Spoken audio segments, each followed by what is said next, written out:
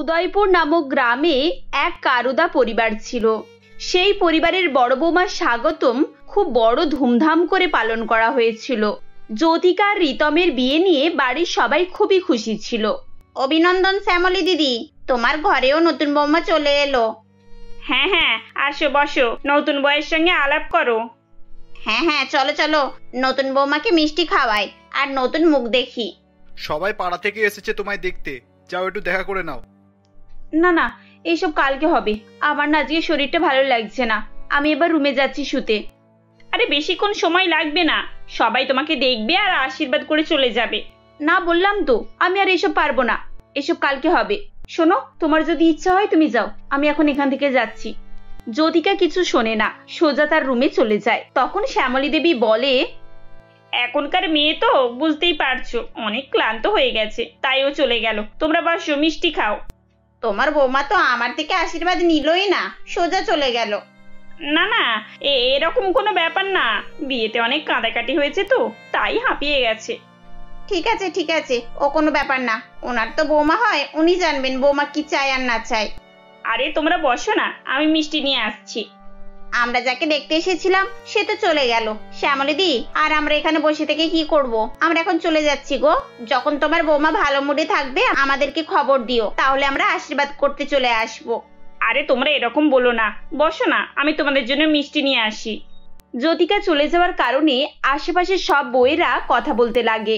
শ্যামলী দেবী একটু লজ্জা বোধ করছিল, কিন্তু তাও শ্যামলী দেবী জ্যোতিকাকে কিছুই বলে না। কিন্তু অনিকেতের এই জিনিসটা ভালো লাগে না, সে সোজা জ্যোতিকার কাছে আসে। তুমি ওখান থেকে কিসের জন্য চলে আসলে? আর একটুখানি বসতেই তো পারতে। আমার শরীরটা ভালো লাগছিল না, সেজন্য আমি এখানে চলে এসেছি। আর আমার না কোনো ইচ্ছা ছিল না ওইসব মহিলাদের সামনে বসে থাকার। তুমি এইভাবে চলে এলে বলে মা কতটা কষ্ট পেলে বলো তো? এই সব ছেলেরা এত মা ভক্ত হয় কেন বলো তো? আমি তো সেটাই বুঝতে পারি না। আমি জানি আমাদের বিয়ে হয়ে গেছে, তুমি এবারের বৌমা, তোমার যে দায়িত্বটা তোমাকে সেটা পালন করতে হবে। শোনো, এইসব না আমার একদম পছন্দ নয় যে তুমি মায়ের জন্য আমার সঙ্গে এসে ঝগড়া করবে। আমি মায়ের হয়ে তোমার সঙ্গে ঝগড়া করছি না, তোমার ব্যবহারের জন্য আমি তোমাকে বলছি। ও আচ্ছা, আমি এরকমই, আর আমি এরকমই থাকবো। তোমার সঙ্গে শুধু শুধু কথা বলে না আমি আমার সময় নষ্ট করতে চাই না। আমার খুব ঘুম পাচ্ছে, আমি ঘুমাতে যাচ্ছি। এরপর ওরা দুজন মিলে ঝগড়া করে শুয়ে পড়ে। এটা শুধু একদিনের ব্যাপার ছিল না, জ্যোতিকা কিছু না কিছু বাহানাতেই অনিকেতের সঙ্গে ঝগড়া করতো প্রতিদিন। আমি তোমাকে কখন বললাম যে তুমি তোমার বন্ধুদের সঙ্গে দেখা করতে যাবে না? আমি শুধু তোমায় বলেছি, তুমি একবার আমাকে জানালে না। শোনো, আমার তোমার সঙ্গে বিয়ে হয়েছে বলে এই নয় যে আমি তোমার প্রত্যেকটা কথা শুনবো, তোমার চাকর হয়ে থাকবো, তুমি যা বলবে তাই করব। আমি তোমাকে কখন চাকরের কথা বললাম? আমরা দুজনই স্বামী স্ত্রী, কেউ কারোর গোলাম না। আমি বুঝতে পেরেছি তোমার প্রবলেমটা কোথায়। আমার বন্ধুগুলো সব ছেলে বন্ধু, তাই তোমার এত প্রবলেম হচ্ছে, তাই তো? হ্যাঁ, এখনকার যুগটা আমি ভালো করেই জানি। হ্যাঁ, আমাদেরও ছেলে মেয়ে বন্ধু থাকে, তা বলে তোমাকেও বলছি না যে তোমার কেন ছেলে বন্ধু থাকবে। আমি শুধু তোমাকে এটাই বলেছি যে যাওয়ার আগে তো একবার আমাকে বলতে পারতে। তোমার সঙ্গে বিয়ে করে না আমার জীবনটা একেবারে নষ্ট হয়ে গেছে। আমি আমার বাপের বাড়িতে রাজরানীর মতো থাকতাম, আর তোমার কাছে এসে আমাকে কত কি কথা শুনতে হচ্ছে। তুমি এরকম ভাবে কি করে কথাটা বলছো? বাড়ির তো একটা কাজও করো না, মাই তো সব কাজ করে নেয়, তাহলে তুমি কি করে কথাগুলো বলছো? হ্যাঁ হ্যাঁ, সারাদিন তো খালি মায়েরই গুণ গেয়ে যাও। তোমার সঙ্গে না কথা বলাই বেকার। তাহলে তোমাকে কে কথা বলতে বলেছে আমার সঙ্গে? আমার সঙ্গে কথা বলার জন্য না অনেক সবাই আছে। যা ইচ্ছা তোমার তাই করো, যাও। অনিকেত আর জ্যোতিকার বিয়ে করাটা ঠিক হয়নি, কারণ ওদের বিয়ের প্রথম দিন থেকেই সারাক্ষণ ঝগড়া হয়েই যেত। অনিকেত অনেক চেষ্টা করেছিল ওদের বিয়েটা টিকিয়ে রাখার, কিন্তু জ্যোতিকা তার কোনো কথাই শুনতো না। সেই কারণে অনিকেত আর তার সঙ্গে সম্পর্ক বেশি দিন রাখতে চাইছিল না। জ্যোতিকা, এখানে আমি টাকা রেখেছিলাম, তুমি কি দেখেছো? আমার দরকার পড়েছিল, সেজন্য আমি ওখান থেকে টাকা নিয়েছি। আমাকে তো একবার জিজ্ঞাসা করতে পারতে, ওটা তো আমাদের অফিসের টাকা, বস ওই টাকাটা সামলে রাখতে বলেছিল, আর তুমি আমাকে না বলে ওটা দিয়ে দিলে। ও, ওই জন্য তোমার কাছে অত টাকা ছিল? সেজন্যই আমি ভাবছিলাম তোমার কাছে এত টাকা কোথা থেকে এলো। নিজের মুখ সামলে কথা বলো জ্যোতিকা, আর যতগুলো টাকা নিয়েছো সেগুলো এক্ষুনি ফেরত দাও। সব টাকা আমি খরচ করে ফেলেছি, আমার কাছে আর একটাও টাকা নেই। কি? সব টাকা খরচ করে ফেলেছো মানে? কি করেছো অতগুলো টাকা? এসব আমি তোমাকে বলতে যাবো নাকি কিসে আমি খরচ করেছি? এখানে 30,000 টাকা ছিল, সব টাকা কি করে খরচ করে ফেললে? এক্ষুনি বলো কোথায় কি খরচ করেছো। জানি না, বাবা তোমার কি দেখেছে তোমার সঙ্গে আমার বিয়েটা দিয়েছিল, যার একটা টাকা পয়সা কিচ্ছু নেই। তোমার যখন আমাকে পছন্দ ছিল না, তুমি আগেই তো বলে দিতে পারতে, তাহলে কেন আমাকে বিয়ে করতে গেলে? তাহলে এই প্রত্যেক দিনের ঝামেলার মধ্যে আমাকে পড়তে হতো না। আমার বাবা বলেছিল বলেই না আমি তোমাকে বিয়ে করেছিলাম, না হলে তোমাকে বিয়ে করার না আমার কোনো দরকারই ছিল না। অনেক কথা শোনা হয়ে গেছে, তাড়াতাড়ি টাকাগুলো ফেরত দাও। বসকে এক্ষুনি টাকাগুলো ফেরত দিতে হবে। আরে আমি তোমাকে বলছি তো আমার কাছে কোনো টাকা নেই। একটা বন্ধুর টাকার খুব দরকার ছিল, তাই আমি ওকে দিয়েছি। আচ্ছা, তোমার কোন বন্ধু আছে যাকে এত টাকা দাও? সেটা তোমার জানার কোনো দরকার নেই। তোমার সঙ্গে না আমার থাকার কোনো ইচ্ছেই নেই। তোমার যখন ইচ্ছা নেই তাহলে তোমাকে আমি ডিভোর্সই দিয়ে দেবো, আমার সঙ্গে থাকতে হবে না। তো দিয়ে দাও, আমি চলে যাচ্ছি। যাও যাও, চলেই যাও। এবার থেকে তোমার মুখ আমাকে আর দেখাতে হবে না। তোমার এই রোজগারের ঝামেলা আমারও ভাল লাগছে না। অনিকেত আর জ্যোতিকার রিলেশনটা নষ্ট হয়ে যায়। ওদের রিলেশনের প্রথম দিন থেকেই কোনো ভালোবাসা ছিল না, কিন্তু অনিকেত অনেক কষ্ট পেয়েছিল। সেই কারণে ও আর দ্বিতীয় কোনো বিয়ে করতেই চাইছিল না। অনিকেত, এরকম করলে হবে না বাবা। তোর বিয়ে ভেঙে গেছে প্রায় 1 বছর হয়ে গেল। তোর জন্য কত দেখাশোনা আসছে, কিন্তু তুই বিয়ে করতেই চাইছিস না কেন বাবা? মা, আমার বিয়ের পর থেকে যেভাবে ঝালাপালা হয়েছি তারপরেও আমি দ্বিতীয় বিয়ে আর করতে পারবো না। তুমি বলো না, পরের মেয়েটা এসে জ্যোতিকার মতো করবে না, এটা কি মানে আছে? বাবা অনিকেত, জীবনে তো দুঃখ আনন্দ সবকিছু লেগেই থাকে, কিন্তু তা বলে তো এইটা নয় যে আমরা সব আশা ছেড়ে দিই। তোর প্রথম বিয়েই কি সবকিছু শেষ হয়ে গেছে? সেটা নিয়ে তো পড়ে থাকলে হবে না বাবা। মা, আমি দ্বিতীয় বিয়ে করার জন্য একদম তৈরি নেই। অনিকেত, এবার তো আমার বয়স হয়ে যাচ্ছে। আমি কি একা একা সবকিছু পেরে উঠতে পারি? তোর বিয়েটা দেওয়ার পর আমি একটু তবেই শান্তি পাবো। মা, আমি বুঝতে পারছি, কিন্তু আমার কিছু করার নেই। শোন, তোর মাসি তোর জন্য একটা মেয়ে দেখেছে। মেয়েটার বিয়ে ঠিক হয়ে গিয়েও কেটে গেছে। মেয়েটা তোর জন্য খুব ভালো হবে। আমি কথা বলছি, দাঁড়া। ঠিক আছে মা, তোমার যেটা মনে হয় তুমি তাই করো। ঠিক আছে, তাহলে আমি তোর জন্য কথা বলছি। অনিকেত ওর মায়ের দুঃখ দেখে বিয়ে করার জন্য রাজি হয়ে গিয়েছিল, কিন্তু ও মন থেকেই বিয়েটা করতে চাইছিল না। মা, বিয়ের আগে আমি একবার মেয়েটার সঙ্গে দেখা করতে চাই। হ্যাঁ হ্যাঁ, কেন না? আমি তোর মাসিকে বলে মেয়েটার সঙ্গে দেখা করিয়ে দিচ্ছি। ঠিক আছে মা। অনিকেত শোন, তুই কিন্তু লতিকাকে এমন কোনো কথা বলবি না যেটার কারণে ও খুব কষ্ট পায় আর এই বিয়েটা কেটে যায়। মা, আমি লতিকার সঙ্গে বিয়ে করার আগে ওকে সবকিছু জানাতে চাই, না হলে যদি ও পরে শোনে তাহলে কি ভাববে কে জানি। পরে শোনার থেকে আগে থাকতে শুনে রাখাই ভালো। ঠিক আছে, আমি তোর মাসিকে বলে লতিকাকে আমাদের বাড়িতে নিয়ে আসবো, যাতে তুই ওর সাথে আলাদাভাবে কথা বলতে পারিস। অনিকেত বলার পরে শ্যামলী দেবী লতিকার সঙ্গে দেখা করিয়ে দেয়। অনিকেত আর লতিকা একদিন দেখা করতে আসে। আমি তোমাকে সব সত্য কথা বলতে চাই, যদি তুমি কথাগুলো শুনে বিয়ে করতে রাজি হও তাহলে ভালো, তাহলে আমার কোনো আর অসুবিধা নেই। হ্যাঁ, কি বলতে চান বলুন। আমার এর আগে একটা বিয়ে হয়েছিল, সেই বিয়েটা আমার বেশি দিন টেকেনি। মেয়েটা আমাদের বাড়ির সঙ্গে নিজেকে মানাতে পারেনি, তাই জন্য আমাদের ডিভোর্স হয়ে যায়। আশা করি তুমি সবই বুঝতে পারছো। আমি আপনার কথা বুঝতে পারছি, আমারও বিয়ে ঠিক হয়ে কেটে গেছে। আমি সবই বুঝতে পারছি। তোমার মা বাবা যদি তোমাকে চাপ দিয়ে বিয়ে করায় তাহলে তুমি বিয়ে করো না। আমি কারোর কথা শুনেই বিয়েটা করতে চাইছি না, আমি নিজের ইচ্ছাতেই বিয়েটা করতে চাইছি। তাহলে ঠিক আছে। আপনি চিন্তা করবেন না, আমি আপনার উপরে জোর করে কিছু চাপাবো না। আপনি যত দিন পারেন সময় নিতে পারেন। এরপর ওরা দুজন মিলে কথা বলে আর বিয়ের সবকিছু ঠিকঠাক হয়ে যায়। শ্যামলী দেবীকে বলে, অভিনন্দন শ্যামলী দেবী, তোমার 2 নম্বর বৌমার জন্য। আমাদের অনিকেতের তো প্রথম বিয়েটা টিকলোই না। যাক, এই বউটা যেন ভালো হয়, নাহলে এই বউটাও আবার পুরানো বউটার মতো রেস্ট নিতে চলে যাবে। আমি তো তোমাকে আগেই বলেছি মা, এরকম লোকেদের বলবে না। আমি তো ওদেরকে ডাকিনি, ওরা নিজে দেখেই চলে এসেছে। আরে না না, এত তাড়াহুড়ো করে বিয়েটা হলো তো, সেজন্য বৌমা একটু ক্লান্ত হয়ে গেছে, তাই রেস্ট নিতে যাবে। না না আন্টি, আমি ক্লান্ত নয়। আসুন না, এখানে আসুন, বসুন। আমি আপনাদের জন্য মিষ্টি আনছি। আমাকে কিন্তু আশীর্বাদ করেই যেতে হবে। হ্যাঁ, কেন তোমাকে আশীর্বাদ করব না? শ্যামলী দি, তোমার বৌমা কিন্তু খুবই ভালো। হ্যাঁ হ্যাঁ, আমার বৌমা সত্যি খুব ভালো। আন্টি আপনি বসুন, আমি আপনার জন্য শরবত নিয়ে আসছি। হ্যাঁ হ্যাঁ, যাও নিয়ে এসো বৌমা। শ্যামলী দি, তোমার তো নতুন বৌমা খুবই ভালো গো। কোনো আত্মীয় এলে কিভাবে যত্ন নিতে হয় সেটাও খুব ভালো করেই জানে। হ্যাঁ সত্যি, এবার আমি নিশ্চিন্ত হলাম অনিকেতকে নিয়ে। লতিকা আসতে শ্যামলী দেবী খুবই খুশি হয়েছিল। যে কষ্ট থেকে শ্যামলী দেবী বেরোতেই পারছিল না, কিন্তু লতিকা এসে সব ভুলিয়ে দিয়েছিল। কিন্তু অনিকেত লতিকাকে এখনো আপন করে উঠতে পারেনি। বৌমা, তুমি আমাদের বাড়িতে আসতেই কিন্তু আমার মন জয় করে নিয়েছো, কিন্তু আমি এখনো জানি যে অনিকেত তোমাকে আপন করে উঠতে পারেনি। মা, কাউকেই এত তাড়াতাড়ি বিশ্বাস করতে নেই, কিন্তু আপনি আমাকে বিশ্বাস করতেই পারেন। আস্তে আস্তে ভালোবেসে না সবাইকে আমি আপন করে নেব। এটা তো খুবই ভালো কথা মা, তুমি পারবে। আমি জানি সেই গুণটা তোমার মধ্যে রয়েছে। মা, আমাকে না একবার বাজারে যেতে হবে, কিছু কেনাকাটা বাকি আছে, আমি যাব। হ্যাঁ বৌমা, কেন যাবে না? যাও না, তুমি যাও। মা, আমি কিছুক্ষণের মধ্যেই ফিরে আসবো। অনিকেত কাজ থেকে ফিরে এসে লতিকাকে না দেখতে পেয়ে ওর মাকে জিজ্ঞাসা করে, মা, লতিকা কোথায়? ওকে তো দেখতে পাচ্ছি না। ও, লতিকার তো কিছু বাজারে দরকার ছিল, সেগুলোই কিনতে গেছে। আমার মনে হচ্ছে ও কোনো বন্ধুর সঙ্গে দেখা করতে গেছে। তোমার মনে নেই জ্যোতিকা যেমন তার বন্ধুর সঙ্গে দেখা করতে যেত, 1 ঘন্টা পর আসতো? অনিকেত, লতিকা কিন্তু এরকম মেয়েই নয়। আমার কথা বিশ্বাস হচ্ছে না তো? তুমি কিছুক্ষণ অপেক্ষা করো, ও কিছুক্ষণ পরেই আসবে। বলে বাজারে তেমন কিছু ছিল না, তাই জন্য একটু দেরি হয়ে গেছে। কিন্তু আমি তো চলে এসেছি। দেখ দেখ, লতিকা চলে এসেছে। মা, আমি অনেক ভালো ভালো সবজি এনেছি, সঙ্গে মাশরুমও এনেছি। তুমি বলছিলে না মাশরুম খেতে চাও, তাই আমি মাশরুম নিয়ে এসেছি। সেজন্য একটু দেরি হয়ে গেছে মা। তুমি মাশরুম আনতে এত দূরে গিয়েছিলে? দেখেছিস অনিকেত, আমার ইচ্ছে পূরণ করার জন্য বৌমা কেমন মাশরুম খুঁজে এনেছে। আরে মা, এটা তো কোনো ব্যাপারই নয়। আপনি গিয়ে হাত মুখ ধুয়ে নিন, আমি এক্ষুনি রান্না করে দিচ্ছি। অনিকেত, আমি জানি তুই আগের বিয়েটার কথা এখনো ভুলতে পারিসনি, কিন্তু তা বলে তুই লতিকাকে দোষ দিচ্ছিস কেন বাবা? অনিকেত লতিকার উপরে একটু একটু ভরসা করতে পারছিল, কিন্তু মাঝে মাঝে আবার ভয়ও হতো। আরে, আমি তো এখানে টাকাটা রেখেছিলাম, কোথায় গেল? কি খুঁজছো? আমি এখানে টাকা রেখেছিলাম, খুঁজেই পাচ্ছি না। ওই টাকা তো আমি নিয়েছি। কিসের জন্য টাকাটা নিয়েছো শুনি? তোমার বন্ধুকেই নিশ্চয়ই টাকাটা দিয়েছো। আমি তো ওই টাকাটা লকারের ভেতরে রেখেছি। আসলে কাজের মেয়েটা তো এখানে পরিষ্কার করছিল। এই নাও লকারের চাবি। অনিকেত চাবিটা নিয়ে সঙ্গে সঙ্গে লকারটা খোলে। লকারটা খুলে দেখে ওখানে টাকা ছিল। তারপর ওর নিজের প্রতি নিজের খুব ঘেন্না লাগছিল আর খুব লজ্জাও পাচ্ছিল। ও ভাবছিল ও সবকিছু না দেখে লতিকার উপরে দোষ চাপিয়ে দিয়েছে। সরি, আমি ও কথা বলতে চাইনি।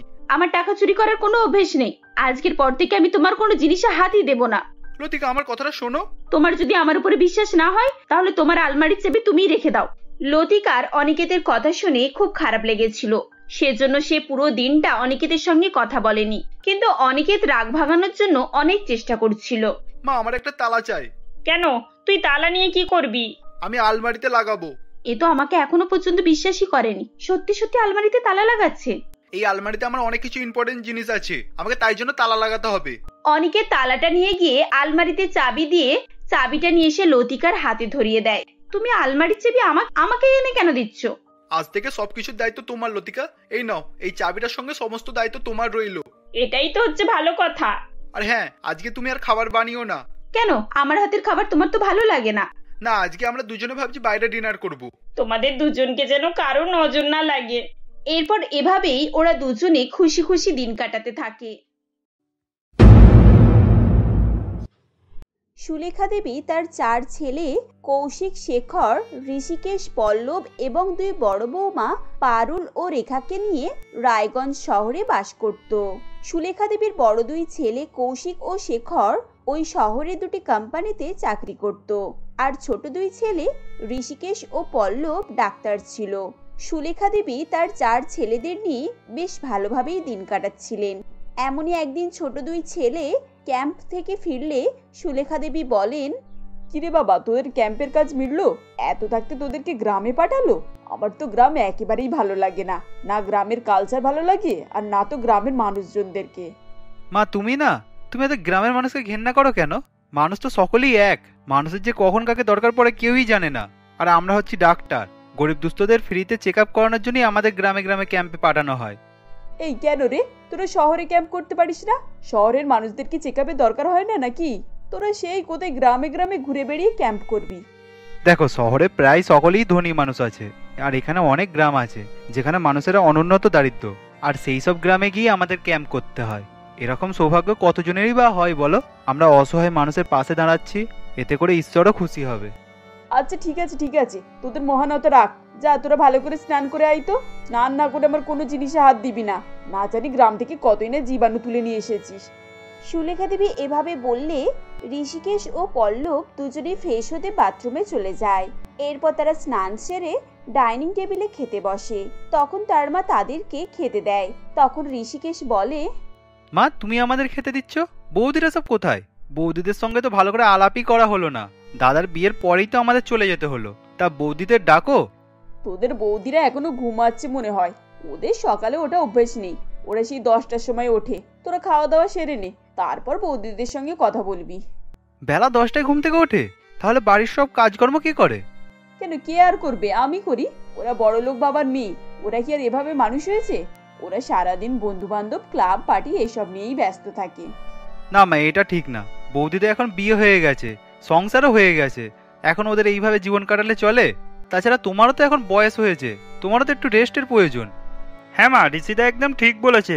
মা, তোমার সঙ্গে আমাদের কিছু কথা আছে। আসলে আমরা যে গ্রামের ক্যাম্পে গিয়েছিলাম না, ওখানে মহিমা আর দীপা নামে 2 মেয়ে আমাদের খুব পছন্দ হয়েছে। আর তাছাড়া ওরা খুব সুশীল ও ঘরোয়া মেয়ে। হ্যাঁ সত্যি ওরা খুব সংস্কারী। আমরা দু ভাই ওদেরকেই বিয়ে করতে চাই। আমি জানি গ্রামের মানুষজনদের তোমার পছন্দ নয়, কিন্তু তুমি দেখবে ওরা কয়েকদিনের মধ্যে তোমার প্রিয় হয়ে উঠবে। দুই ছেলের মুখে এরকম কথা শুনে সুলেখা দেবী হতভঙ্গ হয়ে যান। এরপর তিনি বলেন, কি তোদের মাথা খারাপ নাকি? ওই গ্রামের দুই মেয়ে আমার বাড়ির বৌমা হবে? তোদের পছন্দ হলো তো হলো আবার সেই গ্রামের মেয়েদেরকে? আমি গ্রামের মানুষজনদেরকে একেবারেই পছন্দ করি না। ওদের কোনো ক্লাস আছে নাকি? আনকালচার যত সব। তুমি যাই বলো না কেন, আমরা মহিমা দীপাকেই বিয়ে করব, না হলে আমরা কাউকেই বিয়ে করব না। সারা জীবন অবিবাহিতই থেকে যাব। ছেলেদের জেদের বশে সুলেখা দেবীর কিছু করার ছিল না। এরপর তিনি ঋষিকেশ ও পল্লবের পছন্দতে রাজি হয়ে যান এবং কয়েকদিনের মধ্যে গ্রামের দুই মেয়ে মহিমা ও দীপাকে বাড়ির বউ করে নিয়ে আসেন। এরপর তাদেরকে দেখে সুলেখা দেবীর বড় দুই বৌমা পারুল ও রেখা বলে, মা, আপনারও কি আপনার ছোট ছেলেদের মতো বুদ্ধি লোপ পেল নাকি যে আপনি এই গ্রামের অশিক্ষিত মূর্খ কুৎসিত মেয়েদেরকে বউ করে এনেছেন? এরা তো আমাদের নখেরও যোগ্য নয়। যেখানে আমাদেরকে দেখতে এত সুন্দর, আমরা এত মডার্ন শিক্ষিত, আর সেই জায়গাতে এরা কিছুই নয়। দেখুন না, এদের একটা ড্রেসিং সেন্স পর্যন্ত নেই। আর বলো না, এদেরকে কি আমি আর শখ করে বাড়ির বউ করে এনেছি? ছেলেদের জেদের জন্য এই গ্রামের গেঁয়ো ভূতকে বাড়ির বউ করতে হয়েছে। এদের জন্য আমার মান সম্মান সব মাটিতে মিশে গেল। সুলেখা দেবী এবং তাদের বড় দুই যা তাদেরকে এভাবে কথা শোনালে মহিমা এবং দীপার খুবই রাগ লাগে, কিন্তু তারাও কিছু বলে না, কারণ তারা গ্রামের মেয়ে হওয়ায় সুলেখা দেবী তাদেরকে একেবারেই পছন্দ করতো না। তাই তিনি ছোট দুই বৌমার সঙ্গে খুব একটা ভালো ব্যবহার করতেন না। বিয়ের পরের দিন তখনও কেউ ঘুম থেকে ওঠেনি। মহিমা এবং দীপা গ্রামের মেয়ে হওয়ায় ভোর ভোর ঘুম থেকে উঠে বাড়ির যাবতীয় কাজকাম থেকে আরম্ভ করে পূজা পাঠ সবকিছুই সেরে নিয়েছিল, যেটা দেখে সুলেখা দেবী একেবারেই অবাক হয়ে যান। এরপর তিনি মনে মনে বলেন, বাহ, এটা তো দেখছি সব কাজকাম কমপ্লিট করে ফেলেছে। আর রান্নাঘর থেকেও বেশ সুন্দর গন্ধ বের হচ্ছে। যেখানে আমার বড় দুই বৌমা এখনো ঘুমাচ্ছে, সেখানে ছোট বৌমা দুটো দেখো বাড়ির সমস্ত কাজ সেরে ফেলেছে। এরপর সুলেখা দেবীকে এভাবে দাঁড়িয়ে থাকতে দেখে মহিমা এবং দীপা সুলেখা দেবীর পায়ে হাত দিয়ে প্রণাম করে। এরপর মহিমা বলে, মা, উঠে পড়েছেন? আসুন, আপনাকে ব্রেকফাস্টটা দিয়ে দিই। না, আমি এখন কিছুই খাবো না। এমনিতেও আমি সকালে কিছু খাবার খাই না। সে কি মা, এতক্ষণ আপনি না খেয়ে থাকেন? এটা তো আপনার শরীরে আরো ক্ষতি করবে। আপনি একই গ্যাসের পেশেন্ট। গ্যাসের পেশেন্টদেরকে খালি পেটে বেশিক্ষণ থাকতে নেই। আপনি আসুন, আপনাকে আমি খাবার দিয়ে দিচ্ছি। এই বলে মহিমা সুলেখা দেবীকে টেবিলে খাবার সাজিয়ে দেয়। মহিমা এবং দীপা গ্রামের মেয়ে হওয়ায় তারা তাদের গ্রামের খাবার দাবারই বানিয়েছিল। এরপর খাবার খেয়ে সুলেখা দেবী মনে মনে বলে, বাহ, আমার গ্রামের দুই বৌমা তো বেশ সুস্বাদু খাবার তৈরি করেছে। আজ পর্যন্ত আমার বড় দুই বৌমা কিছুই রান্না করে খাওয়ায়নি, উপরন্তু আমাকেই ওদেরকে রান্না করে খাওয়াতে হয়। কিন্তু না, এদের তারিফ করলে চলবে না। এরা গ্রামের মেয়ে, একটু লাই দিলেই মাথায় উঠে যাবে। মা, বললেন না তো খাবার কেমন হয়েছে? আপনার ভালো লেগেছে তো? আজ আমাদের প্রথম রান্না, তাই আমরা আমাদের মতোই রান্না করেছি। হ্যাঁ ঠিক আছে ঠিক আছে, করেছো তো এই সামান্য রান্না, তাতে আবার এত নাম করার কি আছে? যাও, তোমরা তোমাদের কাজ করো। সুলেখা দেবী এভাবে বললে মহিমা এবং দীপার মন খারাপ হয়ে যায়। এরপর কিছুক্ষণ সময় এভাবেই কেটে যায়। বেলা গড়ালে তার বড় যারা ঘুম থেকে উঠে বলে, এই যে মা, আমার গ্রিন টি আর রেখার কফি কোথায় গেল? তোমার নতুন বৌমারা আসতে তো দেখছি তুমি আমাদেরকে ভুলেই গিয়েছো। তাড়াতাড়ি আমাদের ঘরে গ্রিন টি আর কফিটা দিয়ে যাও। বড় বৌমাদের আওয়াজ শুনে সুলেখা দেবী তাদের জন্য চা আর কফি তৈরি করার জন্য রান্নাঘরের দিকে যেতে যায়। ঠিক তখনই মহিমা বলে, মা, আপনি কোথায় যাচ্ছেন? আপনি চেয়ারে বসুন, আমি আর দীপা দিদিদের জন্য চা আর কফি করে নিয়ে যাচ্ছি। এভাবেই নানান রকমের কাজের মধ্য দিয়ে সুলেখা দেবীর মন জয় করতে থাকে। মহিমা এবং দীপা বাড়ির সমস্ত কাজকাম করত, আর এদিকে সুলেখা দেবীর দুই শহুরে বৌমা সারাক্ষণ নিজেদের ঘরে বন্ধু বান্ধবদের নিয়ে হই হুল্লোড় আড্ডা দিত। এমনই একদিন পারুল এবং রেখা তার বন্ধুদেরকে নিয়ে ঘরের মধ্যে জোরে গান বাজিয়ে পার্টি করছিল। এরপর মহিমা এবং দীপা তাদের ঘরে যায় এবং গিয়ে দেখে সকলের এক হাতে ড্রিঙ্কসের গ্লাস আর এক হাতে সিগারেট। এরপর মহিমা গান বন্ধ করে দেয় এবং বলে, একে দিদি, আপনারা এসব কি খাচ্ছেন? আপনারা এত শিক্ষিত, তারপরও ধূমপান মদ্যপান করছেন। আপনারা জানেন না এগুলো শরীরে কত ক্ষতি করে? ওহ, জাস্ট শাট আপ, গিয়ে ভূত কোথাকার। এইসব চিন্তাভাবনা গ্রামের মানুষদের মধ্যেই রয়েছে, কারণ তোমরা আনকালচারাল, অশিক্ষিত। আমাদের শহরে এসব কমন ব্যাপার। আর হ্যাঁ, মদ্যপান ধূমপান কি? আমরা স্মোক ড্রিঙ্কস করছি, আন্ডারস্ট্যান্ড? হ্যাঁ দিদি, তোমরা ইংরেজিতে বলছো আর আমি বাংলায় বলছি, সেটা বড় কথা নয়, কিন্তু এগুলো খাওয়া একেবারেই উচিত নয়। তোমাদের শরীরে এফেক্ট পড়বে। আর তোমরা মেয়ে, পরবর্তীকালে তোমাদের এবং তোমাদের বাচ্চাদের সকলেরই এফেক্ট পড়বে। আমি যতদূর জানি তোমরা দুজনেই প্রেগনেন্ট। এই শোনো, তোমাদেরকে বেশি জ্ঞান দিতে হবে না। তোমরা এখান থেকে যাও তো, আমাদের পুরো মুডটাই খারাপ করে দিল।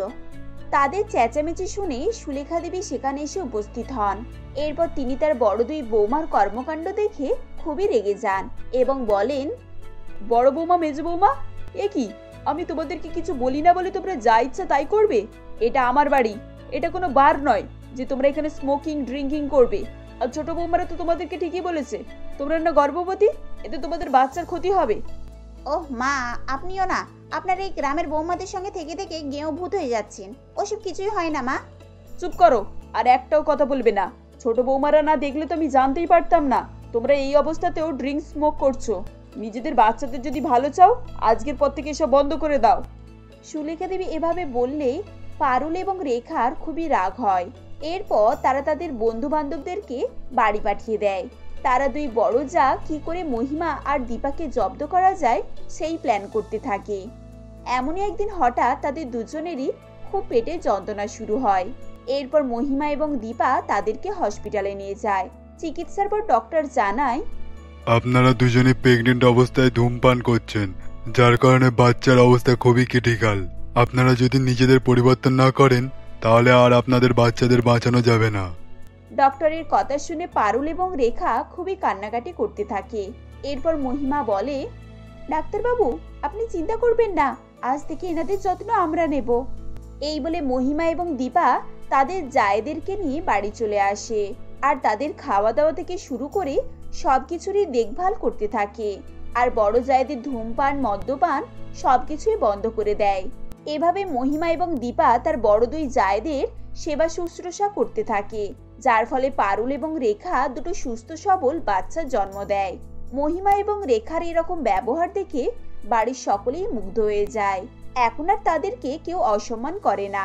আর সুলেখা দেবীও তার 4 বইদের মধ্যে পক্ষপাতিত্ব করেন না। এভাবেই তারা সকলে মিলে একসঙ্গে সুখে শান্তিতে বসবাস করতে থাকে।